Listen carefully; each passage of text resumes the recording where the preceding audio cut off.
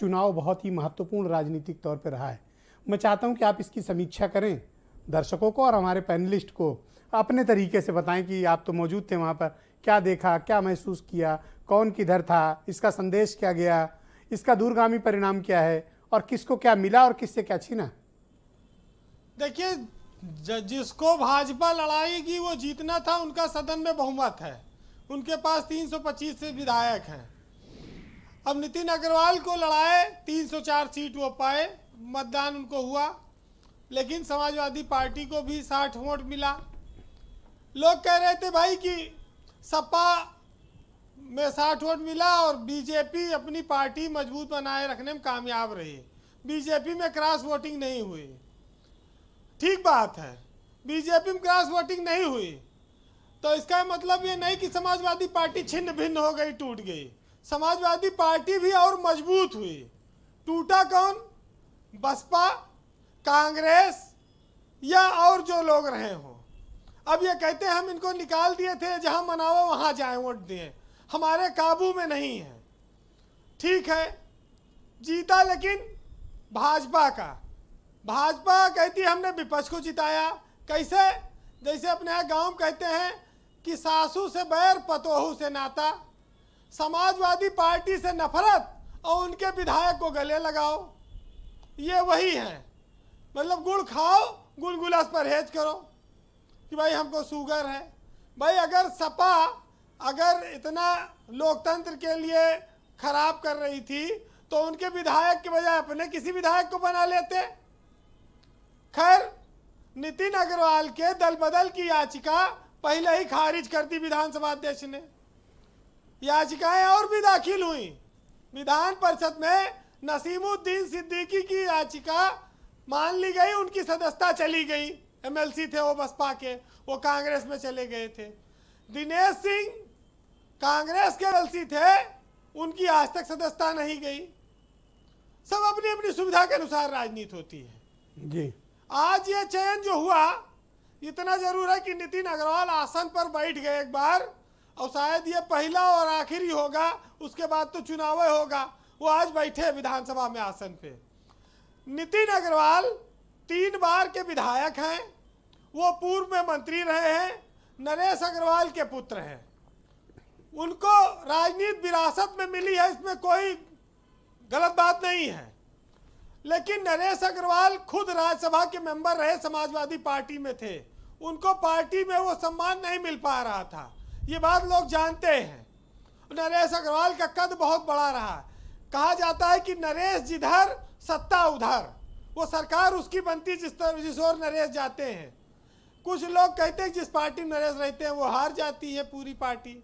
हरदोई में पहले 9 सीट थी विधानसभा की, अब 8 सीट है। लेकिन नरेश जिस दल में जाते हैं वहां वो जीत जाता है और पिछले वाले दल को वो नष्ट कर देते हैं। ये सब लोग कहते हैं उनके बारे में।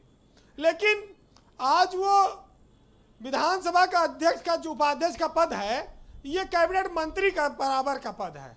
प्रोटोकॉल तो है 6 महीना तक, जब तक नई विधानसभा नहीं आती, विधानसभा का अध्यक्ष उपाध्यक्ष सब बने रहेंगे।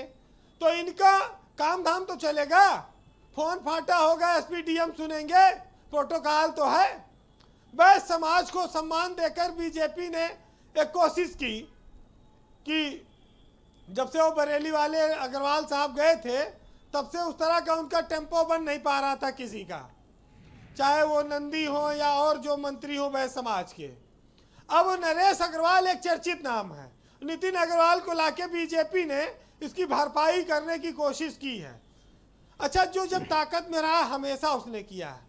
आज राम गोविंद चौधरी काली पट्टी बांधे थे, बैठे थे, उन्होंने विरोध किया। संसद में, विधानसभा में जो परंपरागत ढंग से विरोध हो सकता है उन्होंने किया।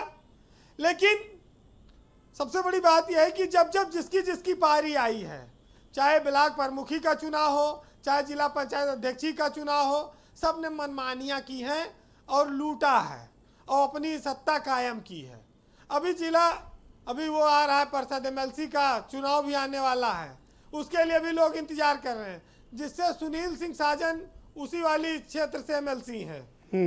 तो इनको पता होगा कैसे चुनाव बनता है। बहरहाल बीजेपी को भाई मुबारकबाद है, उसने एक वैश्य समाज के आदमी को प्रतिनिधित्व दिया। लेकिन जो लोगों ने बगावत करके वोट दिया, बगावत करने के लिए बहुत हिम्मत की ज़रूरत होती है। तलुआ चाटने के लिए तो एक जीभ ही काफ़ी है, चाहे जितना चाट लो, लेकिन बगावत तो साहसी लोग करते हैं। जिन लोगों ने आज दल बदल करके वोट दिया है, उनकी हिम्मत को सलाम, उनको और हिम्मत मिलनी चाहिए जी। लेकिन दलगत राजनीति, अवसरवाद, दल बदल, ये सब चीज़ें सब ब्रजेश जी अब वक्त के साथ ख़त्म होती जा रही हैं।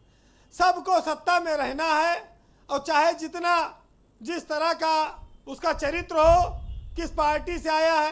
भाई लोग कहते थे, आपको याद होगा कि हमारी 4 पीढ़ी कांग्रेस में रही है, मैं बहुत बड़ा कांग्रेसी हूँ, सत्ता गई तो छोड़ के गैर कांग्रेसी हो गए। अब कहते हैं कि 70 साल में कांग्रेस ने कुछ किया ही नहीं, उसने अपने बाप दादा की भी 4 पीढ़ी जोड़ा देते हैं, है? तो ये सब तो चरित्र राजनीति का इस तरह का बन गया है, उसको आप कुछ कर नहीं सकते। जब एक दौर था जब ईमानदार लोग थे और ईमानदारी की राजनीति करते थे, अब बेईमानी का दौर है, बेईमानी के किस्से लिखे जाते हैं और सुनाए जाते हैं, तो इस पर कोई आश्चर्य नहीं है जी। कुल मिलाकर यह है कि एक साहित्य में बहुत मज़ेदार किस्सा है कि सियासत जानती है कि किसको क्या चाहिए, उसके मुंह में वो डाल देती है, उसका मुंह भर देती है कि चुप रहो, भूखो मत, चिल्लाओ मत ज़्यादा। मुनव्वर राना साहब ने लिखा है कि सियासत करने वालों में ये झगड़ा डाल देती है, और सियासत दोस्ती की जड़ में मट्ठा डाल देती है। हेमंत जी नोट कर रहे हैं जी। और भटकती है हवस दिन रात सोने की दुकानों में, और गरीबी कान छिदवाती है, तिनका डाल लेती है, और हुकूमत मुंह भराई के हुनर से खूब वाकिफ है, ये हर कुत्ते के आगे शाही टुकड़ा डाल देती है। बहुत बहुत शुक्रिया आपका वीरेंद्र जी, बहुत बहुत धन्यवाद, शुक्रिया आपका। शबनम पांडे जी, मैं आपसे समझना चाहता हूं कि इस चुनाव के जरिए भारतीय जनता पार्टी क्या संदेश